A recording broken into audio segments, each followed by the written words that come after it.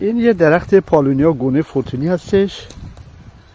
شما دارید ریشه های قوی این پایه رو میبینید که در جهت های مختلف تو عمق خاک نفوذ کرده و این ریشه ها میتونه موجب پایداری و استحکام و مقاومت این گیاه در مقابل طوفان های شدید حتی تا 115 کیلومتر در ساعت بشه. این پاسخی محکم به مخالفین پالونیا هستش که مدعی هستن این درخت ریشه‌های سطحی داره و استحکام کافی در مقابل باد برخوردار نیستش.